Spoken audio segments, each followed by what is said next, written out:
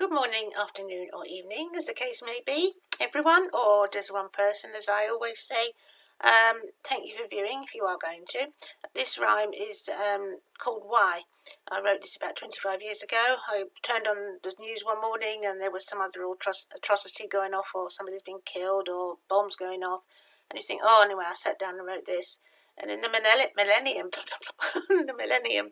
I wrote one when I take over the world, but I need help with that one, putting that one up later.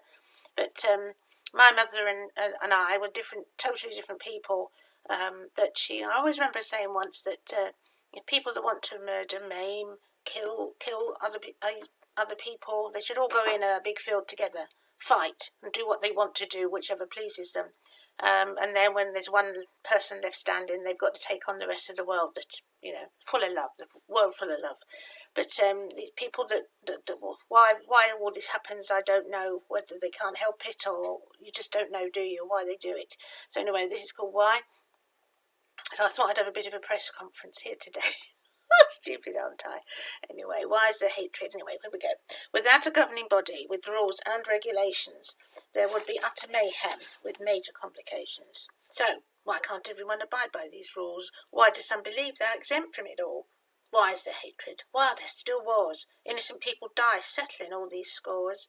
If the entire population on this planet, us humans, refused to fight, wars couldn't exist. Such a stupid, unrealistic statement, you might say. But why? Until there is world peace, all hatred must always be stopped, no matter how, when, why, or where it persists. Why are there still atrocities? Why is there still genocide? Why are we still faced with major plights? Why can't our home, this planet, totally unite? When do words turn into a difference into an argument into hostility, hostility into conflict, and conflict into war? No one wins a war, some just lose a heck of a lot more. Hatred is like a cancer. It silently builds up then destroys. If the silence had been broken, the original unspoken hostility could have perhaps been void. Just like if you catch cancer in time, you nip it in the bud, gone. Why do some antagonize on purpose? Why won't some ever give in? Why won't some agree to differ? Why do some people always have to win? We're entitled to have our own opinions and for us all not to believe in the same, quite rightly so. So why can't we all just accept that? Why is that too much to ask? Why is there always somebody to blame? Why is there always someone, somewhere, wanting to cause anguish and pain? Why can't we all treat each other the way we would treat ourselves? What does arguing and bickering gain? Satisfaction, happiness, pleasure, power? No. Why do people murder and maim? What is their reason? What does happen to their brain? Is revenge really sweet? Does it really right the wrong? Yet until there is world peace, the guilty of major crimes must be found and punished, whether powerless or powerful. And exceptions should be made for every rule to help prevent idiocy and the innocent to fall. Without opposites, could either exist? So, without wars, could there be no peace? Without death, would there be no life? Now, that's a no-brainer, isn't it? If you're not born, you can't die. Why did I put that one in? I don't know. Without hate, would there be no love? Without bad, would there be no good? Without guilt, would there be no innocence? Without pain, would there be no pleasure? Without cold, would there be no warmth? Without natural disasters, would our homes still exist?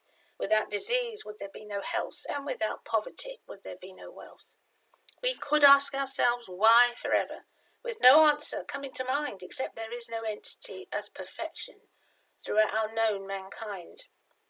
However, thank God, kindness, love, light, pleasure, and laughter all will always overpower and outrank. So always grab hold of what good comes your way.